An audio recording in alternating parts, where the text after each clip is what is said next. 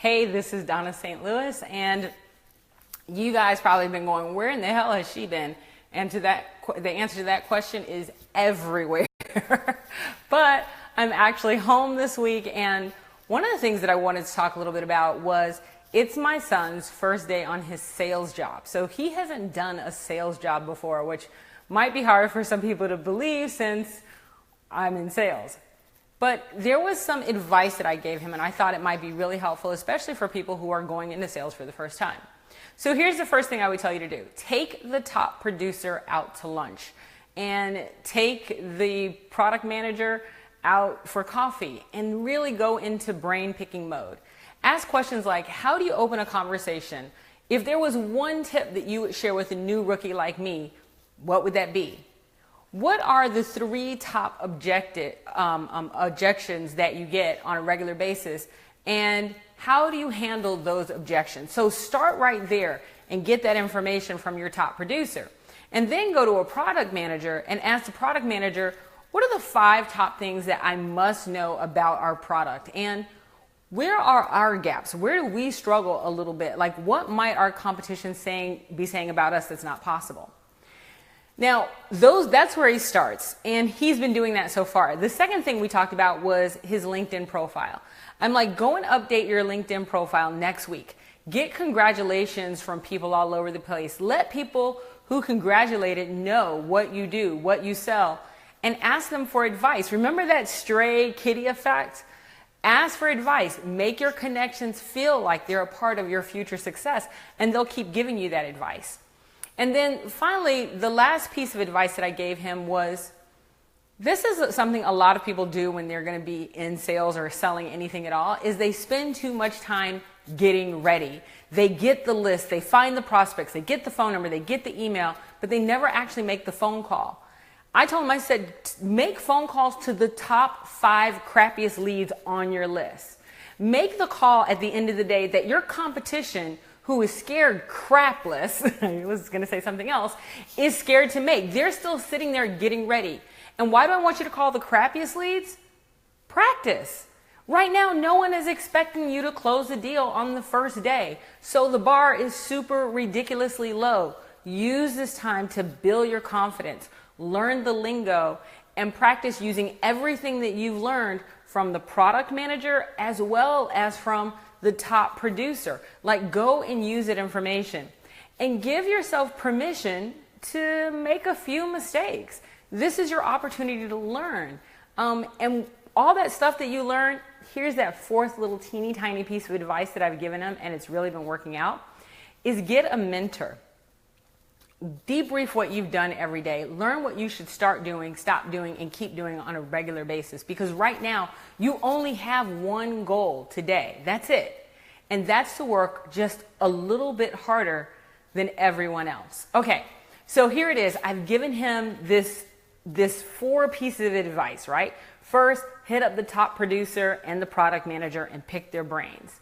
Second, update your LinkedIn profile and and go ahead and get that information out there, and then start using those people that reach out to you as leads.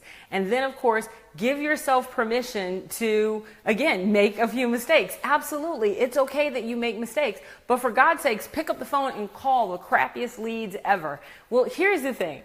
And of course, that last little piece of advice is get a mentor. Okay, so he's been on the job for a whopping, I don't know, week. And let's talk about how it's going so far. So first of all, he's doing door-to-door business sales, right? Like, oh my God. Okay, so not that there's anything wrong with that. And honey, if you're watching this, awesome. But door-to-door business sales is just not that easy. I mean, let's not even sit here and pretend like that's the easiest thing in the world. A lot of us can sit in our offices behind the comfort of our desks and write a cold call email and get, a 5% response rate and feel good about ourselves every day. It's quite different when you're going and knocking on somebody's door and they're looking you in the face and saying, don't ever come here again, right? So he's doing this face-to-face, door-to-door sales stuff.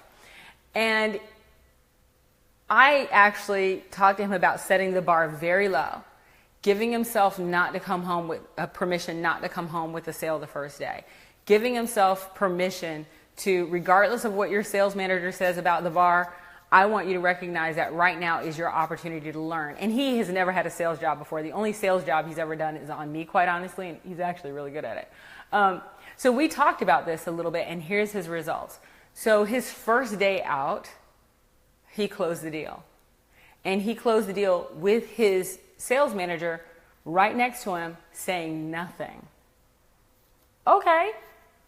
Fluke, right? Of course. Second day, he goes out and he goes to this restaurant, and the guy tells him straight up he's not interested. My son does all the things that I've taught him about triggers and identifying triggers and making sure that you know how to talk to people and using the whole stray kitten effect. He ends up closing the deal. Day 2. 2 deals, 2 days. The guy said, if you can close the deal a day, you're doing really good. Okay, so that's day 2. Here's the best part. He's on day 3. He does exactly the same thing. And while he's selling, literally selling someone else, not a customer, not a prospect, is listening and offers him a job. Like literally goes, yeah, you know what? I don't know how much this is paying, but I'm pretty sure that what we do, you'll make a whole hell of a lot more money. You're really good at what you do. Here's my business card. The point is, most people make this mistake that if you're going to sell something, you have to be the product expert. And they spend, remember that last tip, stop getting ready to get ready and actually go out and do it. That's what they do. They go and go, I have to learn the product inside and out. I have to make sure that I have an answer to every single objection. I have to make sure that I have all my leads categorized and lined up, and that I have everything about every single solitary lead, like their phone number, their address, their children's name. And they constantly do this get ready to get ready, right? Literally his second day on the job, he's closed 2 deals. His third day, he just hit me up a few minutes ago and said, hey, I think I'm about to get my 3rd signature. It's my 3rd day on it. Right, so it's that kind of a thing. And now he doesn't even know this product cold. And the person that's sitting there watching him going, oh, we could totally use this guy in sales. I want you to think about what that is telling you. One thing that I've consistently shared with people is this. People justify their sales decision on logic. Operative word there is they justify that sales decision on logic, which means that by the time they've already made a decision by the time they've gotten to justification. But what my son is doing is he's going out and he's tapping into that emotion, and he's leveraging that emotion to get the signature. It's not that he has deep product knowledge. It's not that he's been doing this for 100 years. It's that he's using that thing that we forget is so critical in sales, and that's to create a connection with the person sitting across from you. And here's the thing, for that seasoned sales pro that knows everything there is to know about a product, take this as a lesson that I've taught many seasoned sales pros. Stop having all the answers.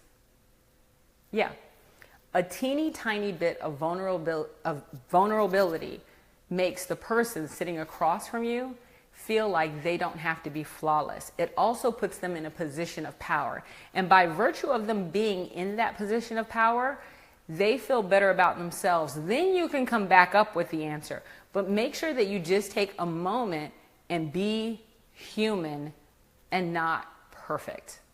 So that's the advice I gave to my son on the very first day of his sales job, which was about a week ago.